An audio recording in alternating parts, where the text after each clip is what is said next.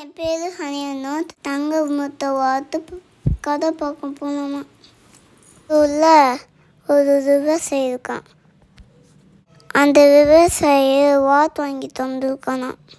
அந்த வாத்து தங்க முத்தை போட்டுச்சான். உடனே அவன் சந்தோஷமா அந்த மனைவி கிட்ட சொன்னானா. 2 பேருமே ஒரு சந்தோஷமா ஆயிட்டுதான். தினமும் அவன் தங்க முத்தை எடுத்துதான் கதை தெருவில் விற்றுட்டு வருவானான். அந்த பணம் வச்சு வீடு வண்டியெல்லாம் வாங்கிட்டானான். அவனுக்கு வந்து யோசனை தோணுச்சான்.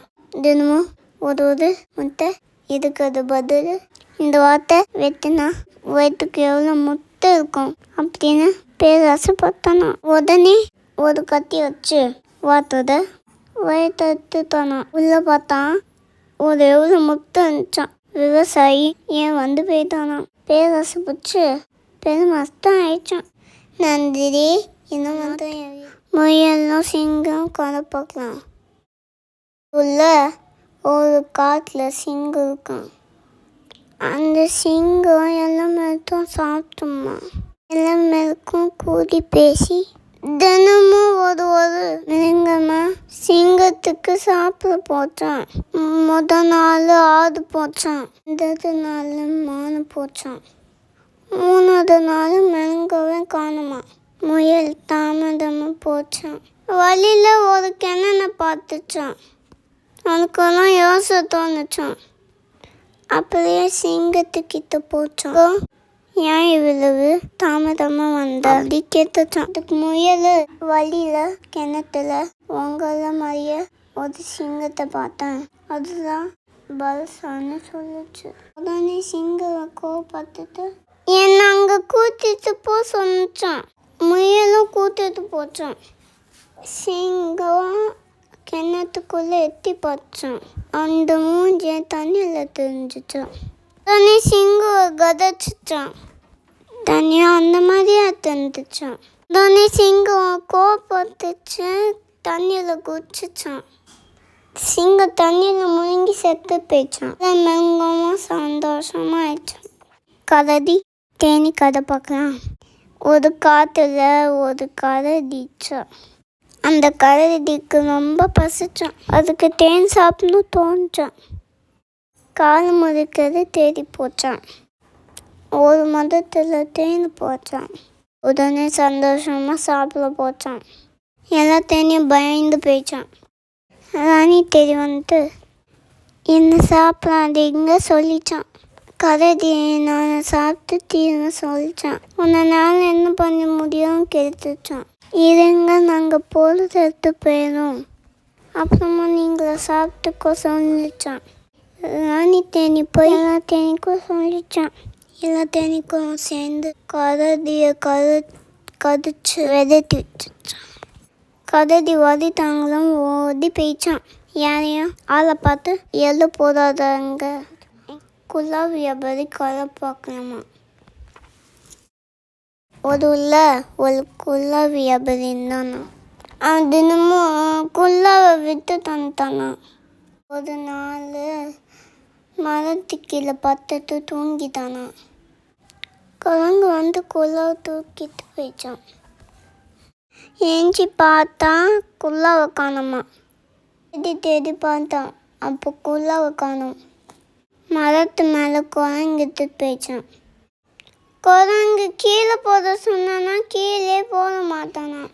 இப்போ கல்லை தூக்கி குரங்கு மேலே போட்டானா. குரங்கு அவன் மேலே கல் போச்சான். அவனுக்கு யோசனை தோணுச்சான். அவன் தலையில் குல்லாவை தூக்கி கீழே போட்டானா. குரங்கும் குல்லாவை தூக்கி கீழே போச்சான். எல்லாம் குல்லாவை எடுத்து சந்தோஷமாக போயிட்டானா. 3 பன்றி குட்டின்னு கதை பார்க்கலாம். அது உள்ள 3 பன்றி குட்டி இருந்துச்சான். ஒரு நாள் அவன் அம்மா பன்னிக்குட்டியில் கூப்பிட்டு நீங்கள் 3 பேரும் பெரியவங்களா ஆயிட்டா, இனிமேல் உங்களை நீங்களே தான் பார்க்கணும் அப்படின்னு தான் சொன்னாங்க. அம்மா பேச்சு கேட்டு 3 பன்னிக்குட்டியும் தனக்கான வீடு கட்டிக்கலான்னு உரி வச்சுட்டான். பன்னிக்குட்டி வைக்கோல் வச்சு வீடு கட்டிச்சான். மற்ற 2 பன்னிக்குட்டியும் இந்த வீடு பலமாக இருக்காது அப்படிதான் சொல்லிச்சான். ஆனால் நான் பன்னிக்குட்டி கேட்கவே இல்லையா. அப்புறம் ரெண்டாவது பன்னிக்குட்டி குச்சி வச்சு வீடு கட்டிச்சோம்.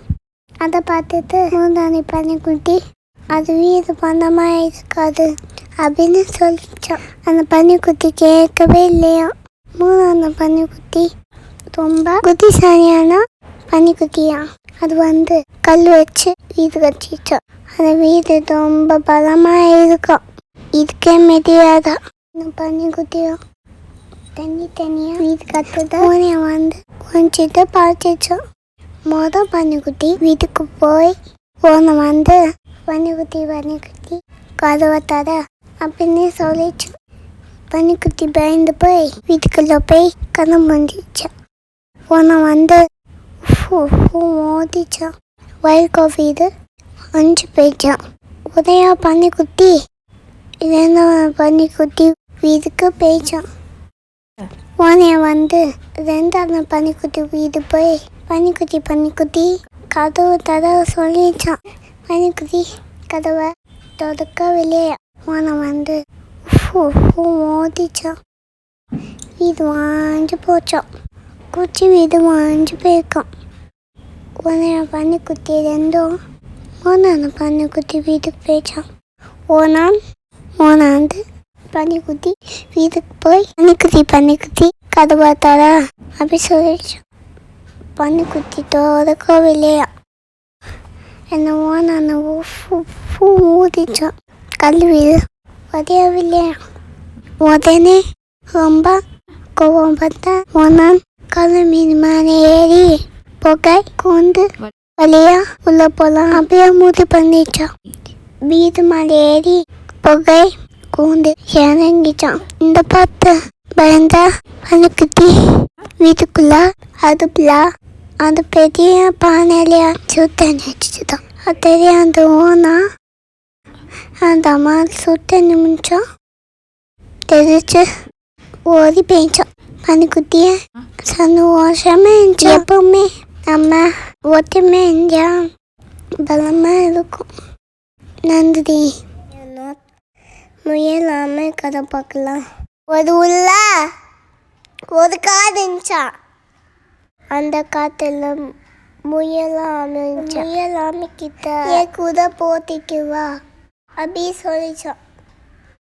போட்டி தொடர்ந்துட்டோம். இடம் இருக்கணும் உற்சாகம் பார்த்துக்கலாம். முயல் காந்து தாண்டி வேகமாக ஓடிச்சான். ஆமாம் பொறுமையாக நடந்து வந்துச்சான். தூரம் போய் முயல் ஆமையை திரும்பி பார்த்துச்சான். ஆமை தூரமாக வந்துச்சுக்கான். இந்த பார்த்த முயல் அங்கே இந்த கேரட் தோட்டத்தில் கேரட்டை சாப்பிட்டு அப்படியே தூங்கிச்சான். பொறுமையாக நடந்த ஆமை தூங்குற முயலை பார்த்து சத்தம் போடாமல் வந்து போயிச்சான். இது தெரியாத முயல் நல்லா தூங்கிச்சான். ஆமாம் முடிவே கோட்டுக்கு கிட்ட போயிச்சான். திடீர்னு எழுந்து பார்த்தா ஆமாம் ஜெயிக்க போதான். உடனே முயல் வேகமாக ஓடிச்சான். ஆனால் அதுக்கு முன்னாடி ஆமாம் கோட்டை தாண்டி போயிச்சான். எல்லா மிருகமும் ஆமையை பாராட்டினானா. இந்த கதையை யாரையும் கேலி பண்ணக்கூடாது அப்படின்னு நமக்கு தெரியுது. நன்றி.